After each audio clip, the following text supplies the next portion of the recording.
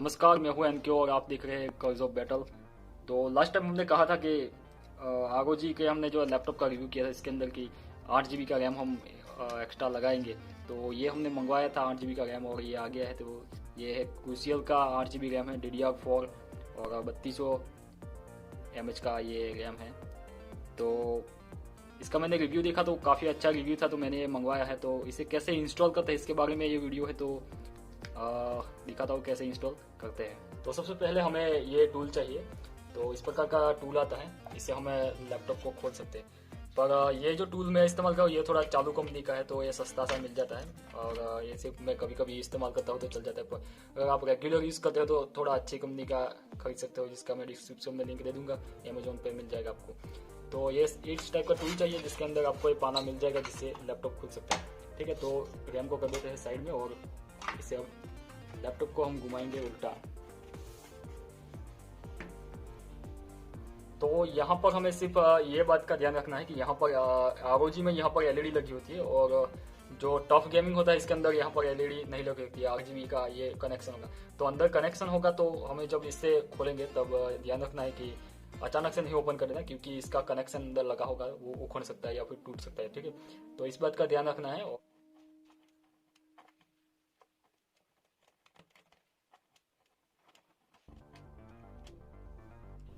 तो यहाँ पर हमें एक बात का ध्यान रखना है कि ये जो 8 GB की जो पट्टियाँ लगी है उसकी साइड में जो नट होंगे वो छोटी साइज के होंगे। ये इस प्रकार के छोटी साइज के होंगे और यहाँ पर जो बीच में और यहाँ पर जो वेंट है, एयर वेंट लगाए गए हैं एग्जॉस्ट, वहाँ पर देखेंगे तो वो नट थोड़े लंबे होंगे। ठीक है, तो इस बात का ध्यान रखना है। जब हम फिटिंग करेंगे तब ध्यान रखना है, क्योंकि अगर ये जो लंबी साइज का नट है वो यहाँ पर हम फिट कर देंगे और फिट नहीं होगा ऐसा सोच के ज़्यादा जोर लगा के फिट करेंगे तो फिर क्या होगा, अंदर के जो चूड़ियाँ होते हैं, जो आटे बने होते हैं, वो खराब हो जाएंगे। ठीक है, तो इस बात का हमें ध्यान रखना है। बाकी इसी तरह से हमें ये सारे नट को ओपन कर लेना है। और दूसरा कि अब क्या करना है कि यहाँ पर ये जो है सीधा ओपन नहीं होगा, यहाँ पर ये क्लिप की तरह फिट किया होता है।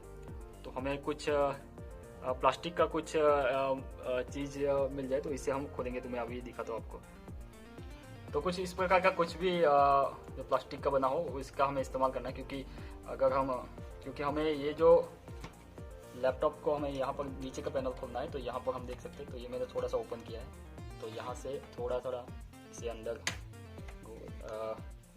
आगे ले जाएंगे तो ये क्लिप की तरह होता है, ये खुल जाएगा धीरे धीरे। ठीक है, इस प्रकार का टूल ही इस्तेमाल कर, टूल तो नहीं है पर इसके प्लास्टिक का ये इस्तेमाल कर सकते हो, क्योंकि स्क्रैच हो जाएगा अगर आप मेटल का कुछ इस्तेमाल करोगे तो स्क्रैच हो जाएगा। तो ठीक है, तो इस प्रकार का कुछ भी क्रेडिट कार्ड तो नहीं पर कुछ भी आधार कार्ड वगैरह जो होता है प्लास्टिक का वो भी इस्तेमाल कर सकते हो। तो इस प्रकार से ओपन हो जाएगा। बाकी चारों ओर से हमें इसी तरह से ओपन करना है, इस प्रकार का कुछ प्लास्टिक का लेकर। ठीक है, तो मैं खोल देता हूँ फिर आपको दिखाता हूँ।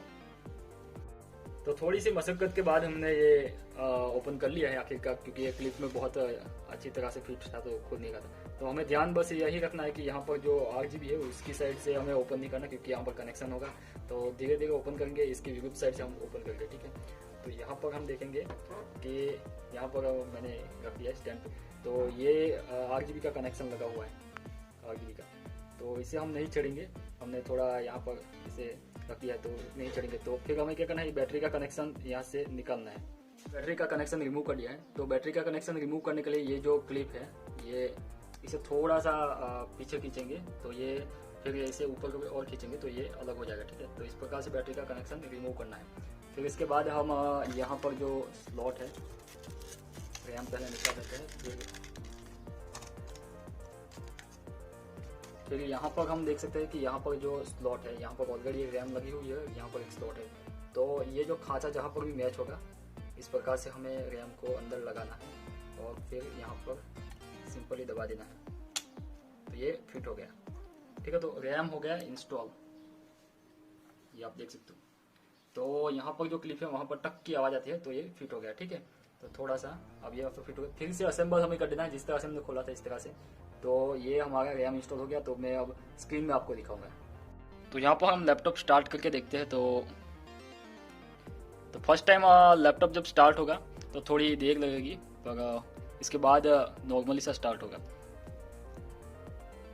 तो यहाँ पर हम देखेंगे कि इसके अंदर रैम का कुछ हुआ या नहीं हुआ। ठीक है। तो अभी लैपटॉप स्टार्ट हो गया है, तो यहाँ